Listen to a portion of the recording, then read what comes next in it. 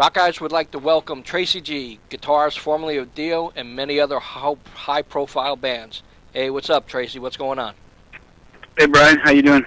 Great, great. Can you tell us anything about like your early days in your career with like bands like Love Hate, Jack Russell, Swift Kick, and others? Well, that was like, I would say, throughout the 80s. And, I had the opportunity to play with many really talented players. And a lot of them were like you just mentioned. Did you mention, you didn't mention Riff Raff? No, I didn't. Tell me about that. Yeah, Riff Raff was one of them. Riff Raff was one of them, and before that it was even something called Centaur, and that's where I hooked up with a guy named Audie Desbro, and then we hooked up with Jack Russell, and that became Great White, as you know. Great. They went that way to Dante Fox, and they're all local friends from this area. Mark Kindle was a guitar player for Dante Fox, and then Jack went there, and then that turned into Great White. But yeah, I played with those guys. Me and Audie stayed together for a few bands and went through different members. Yeah, early 80s, Right. And, just trying to do our thing and playing the local. We're from the L.A., San Gabriel Valley area, or just all around this area here in L.A., I guess you could call it. And going through different bands, doing a lot of cover songs, trying to do some originals, branching into originals. And, a lot of players came through the different bands, and then from there, you go to different other bands. Swift Kick came in, did a video. I think that was 84 or 85 or something. Wow. It's a long time ago. It's hard to remember. Great. Just doing the circuit, trying to get a deal. We had a manager in Swift Kick. We had a manager that got us some things going with KLOS over here, the radio station, and the Battle of Band, and put out an EP. His name was Vito. Still a good friend of mine. And but anyway, and then one thing leads to another, and you keep bands break up, and you keep going. Cool. Tell me playing about with all kinds of different guys. one band that really never got recognition, which I think is an excellent band, was Mandy Lion. Can you tell me anything about that? Mandy Lion was the World War III time. Right. That came late 80s, beginning of the 90s. Right. He had that band. Like, he didn't contact me until, I don't know, 90s, 89, say. Okay. 89. And just to go back a second, but right before that, I had a band called Rags, and I did a little stint with Love Hate. Love Hate, they were already playing around, and I joined them for a little bit and played some gigs with them, and that was like 87, 88. Then I had a band called Rags, and we were playing a lot of local places, and they'd shoot like these bootleg videos, so there's some videos floating around. And then I also had this thing called the Tracy G group then. So I was doing those groups, playing a lot of club circuits and clubs and stuff in the Hollywood area. And come about 89, this guy Mandy Lion starts to call me, saying he saw a video of me, and I think it was of Stan Rags, and he was liking what I was doing, wanted to jam with me and all that. So it must have been like 89. Mandy had a band called World War III, way before, all through the 80s too, I think. Right. And he had many members too. Like, he would have all kinds of members. So the band World War III was together many years before me, and many guitar players and many, musicians. Right. So I don't think they ever did a tour or had a record deal, though. Right. I'm not sure about that, but I didn't. Not that I know of. But I knew of him. I knew of him because he was a local kind of player, Right. And so he called me in 89. Just trying to get to answering your question. He called me in 89, trying to get me to audition for him, so I'm trying to make a long story short. We got together, I gave him 3 or 4 of my songs that I already had, musically. I said, can you write lyrics? Can you put your voice to my songs? He goes, yeah.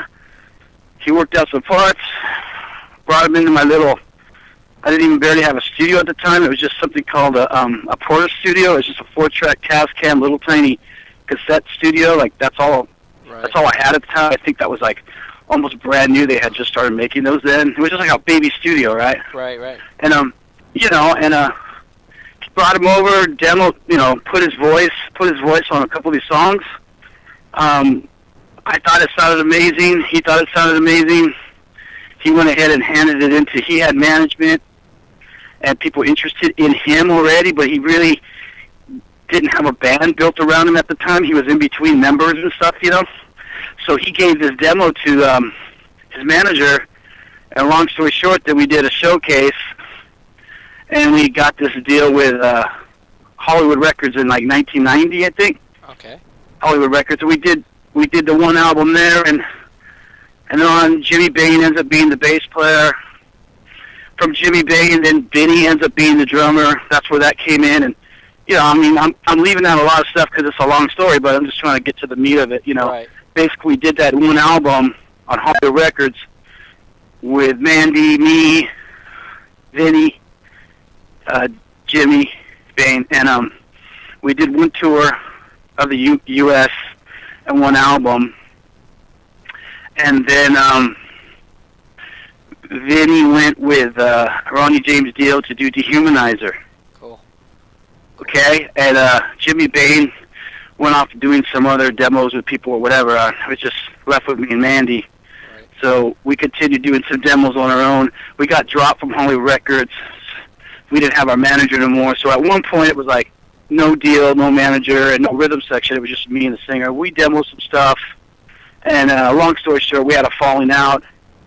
And so I went my way and started a new band called Mankind. Played for about a year. Then got a call from Vinny to see the try out for Dio. And then it goes from there. Cool. I'm leaving a lot of stuff out because you know how it is. It's like there's a lot of junk in between, but that's basically, that's the basic shit right there. Right. When you joined Dio, what went through your mind? Well, are you a guitar player, musician at all? No, not at all. Oh, okay. Well, I asked because I just thought maybe you could relate to this. Maybe you can. Any musician, especially guitarists growing up, being influenced, hearing Ronnie James Dio's voice, knows how great he was and he is and all that. And I was a big fan of that voice my whole life, basically. Right. Since I was 15, I heard his voice. I think on Richie Blackmore's Man on Silver Mountain, I was like 15 years old, and I heard that, and I was like, wow, right? So all of a sudden, fast forward to 1990, it's 1993 now, I get a call to, audition for his band, and I'm like, are you kidding me? Wow. I mean, fuck, it's, I think any guitar, what rock guitar player wouldn't want to do that, It's ridiculous. Like, fuck, Wow. So, yeah, I was like, oh, yeah, go down there all nervous and excited and the whole bit, Cool. But the thing is, I'm going to be jamming with Jimmy Bain and Vinny. Right, yeah. Now, I already been in a band with them and did an album with them and tour with them, remember? Right. So, it was kind of trippy because instead of Mandy Lyons standing in the room, you got Ronnie James Dio standing in the room, and I got my same rhythm section that I'm used to playing with, right? Right. So, I mean, it was kind of like a no-brainer. I mean, Ronnie didn't have to go with me, but you couldn't really deny that we sounded like a band already. I mean, Right. Yep. we already were a band. We were a band without Ronnie, and Ronnie was a band with those guys without me. Right. Already. So it was kind of trippy like that, but so we just started jamming, I go down there to audition and we just start jamming on no Dio music, no old school, no old Dio, just jamming like musicians are just like, Vinny starts playing a beat or I start playing a riff or Jimmy starts playing whatever, we just jam. And Ronnie, just kicking back, listening or doing whatever he's doing, just listening and We played for a while, but he didn't sing at all the first time. We just jammed for about half an hour, 45 minutes, an hour, whatever it was. And it felt, felt awesome to me. I think it felt awesome to them. Partly because, we had already played together, like it already worked. Musically it already worked. So, and then that was it. They didn't say too much, and okay, we'll talk to you later, kind of thing. And then I left, and I was like, wow, that was great, but I guess that's it, right? I mean, I guess I don't know. I'm not going to hear nothing, or maybe I didn't know what to think. So a whole month goes by, and I'm still practicing with my group, and I didn't forget about it, but I kind of forgot about it. I figured, well, whatever. And then they call me again and say, come back and he wants you to audition again, And then I was like, even more excited, like, you kidding me? Like, really? Ronnie James Dio, at that point, any point in his career, probably could have chose anybody he wanted, let's face it. Right. I mean, he's got a... Anyway, I don't look at myself as being a horrible guitar player, but I don't look at myself as being the greatest guitar player. Right. I just, I'm like anybody else. I just try to do my best and do my thing and be myself and do my thing. And I'm like, he's calling me back when he can call, I think the day before me or something, they said they tried out guys like Vinnie Moore and all these guitar players that I look up to. And I'm like, oh my God, why are they calling me back? I mean, because I just, I don't look at myself as being any great thing compared to some of these people I look up to, right? But they call me back, and I go down there again, and I play again, and then, same kind of thing, they don't say too much, so I mentioned to Ronnie, hey, what do you think? And he said, well, it sounded really good, but we got to try out some more people, because Warner Brothers wants us to, try out these other guitar players. We'll let you know, that kind of thing. I say, okay, bye, later. I leave again, and 3 days later or something, I think Vinny calls me and says, okay, you got the gig. Cool. Go tell your family, go tell your dad your Dio's guitar player, just like that, dude, like a in a movie or something. Right. I'm like, wait a minute. I even said, I go, no, wait a minute. I saw Vinny. I go, wait, whoa. I go, whose decision is this? I mean, is this because of you and Jimmy? He goes, well, we told him about you, but in this situation, Ronnie has the last say. It's fucking Ronnie's band. Right. I'm like, are you fucking kidding me? And I pretty much for the next 6 years, I was just floating, Yeah. Yeah. Wow. Pretty much. I mean, I still am about it, to be honest with you, and I always will in my whole life, just to know that I got a chance to do that. Right. I think I'll always feel the same way. Like, it's really, not really real, Right. So tell me about this new CD that's coming out. Yeah, you got coming out. The new CD, is it the one that I just released or something that I'm going to put out? I think the one that you got coming out. It's probably the one that's going to coincide with the book that's being written? Exactly. Yeah, okay, well, we'll fast forward all the way from the Dio days all the way to right now, 2012. This guy, Jeff Westlake from Spent Hydrogen, I had kind of heard of the band, but I never met Jeff. I had never met Jeff, and I heard of the band, though, but a couple of months ago, he emails me out of the blue, and he says, hey, I'm a big Dio fan. I love what you do, what you did during the Dio days, and I was thinking of writing a book about your time, your time with Ronnie at that time. Are you interested? And I'm like, well, yeah, sure. Thanks, man. How awesome, right? Long story short, so he starts interviewing me. He's been interviewing me ever since through the holidays, to get all the information for the book and blah, blah, blah. And then, he comes up with an idea of maybe when we release the book, we can also have a new disc that kind of goes along kind of with it. Right. A little bit, So it's his idea again to say oh, well, let's do maybe a couple of redo a couple maybe Strange Highway songs that you did with Ronnie on the Strange Highway album. Let's redo them and maybe get his wife to sing them, which is the girl from Hydrogen, which is Julie Westlake, right? Right. Yeah. And I'm like, all right, cool, man. I mean, that way they'll have a little different flavor, and it'll be fresh. And plus, with that, we maybe put a couple brand new songs from the group I have now, which is the Tracy G group, which I got my drummer does the lead vocals in my group. His name is Johnny B. He does the drums and the vocals. And then the bass player's name is Eddie Frisco. He does the bass. And we have a group now, but we wanted to add a couple of our new songs to this disc, and even maybe a couple of older songs from my past bands that I've been in since I left Dio. So it's like a compilation of, fresh stuff and older stuff that somebody maybe haven't heard yet, and newer stuff. It's just like a combination of the whole stuff. That's kind of what it's mostly Jeff's idea. He wants to just let people hear this other stuff that I do that maybe people haven't.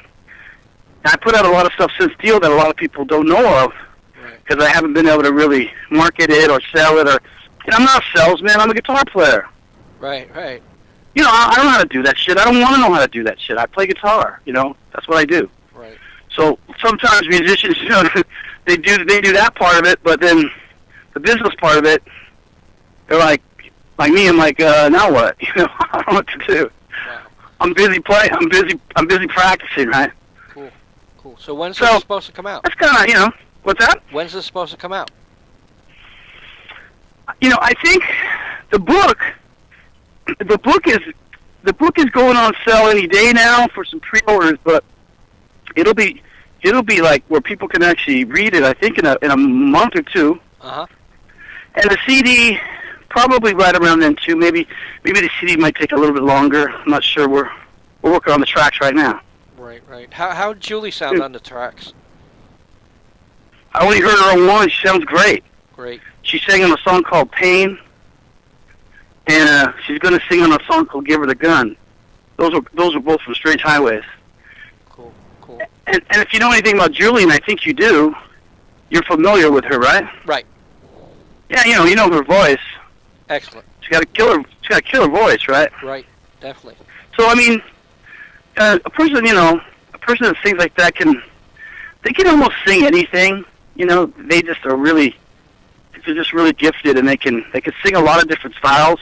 From what I hear from Jeff, she's just sing country. She can sing country. I heard her sing a Christmas song. I heard her sing metal, rock, hard rock, blues. She could just sing whatever. Right. So it's kind of a nice combination, with this heavy kind of like Pain. I don't know if you're familiar with any of the Dio stuff, but Pain's a pretty heavy song, and she does a really, really great job at doing her thing on top of it. I mean, no one's going to sing like Ronnie Dio. I mean, give me a break, Right, definitely. But it's just like a tribute to him, and it makes me feel there's a special thing there, when I got to know Ronnie and make music with him, and now when I hear something I did with him and that he's gone now, it's so sad. So it's this weird feeling, it's real emotional kind of when you hear something I did with him, and I get to play it again. I hear the lyrics, and I hear the voice, or I hear a voice singing his. I don't know. It's a trippy thing because he's not here no more. So, I mean, he's not here no more, but he's here. He will always be here because of his music, if you know what I mean. Right. And his voice and what he left. I mean, my God, look what he did. Look what he's done. I mean, that voice will just, it pretty much speaks for itself, right? Right. Will you play any shows for this new CD at all with maybe Jeff and Julie? We're thinking about it. We're it's in the talking stages right now. We're just trying to take care of so many little things, but it's definitely one of the things. What else?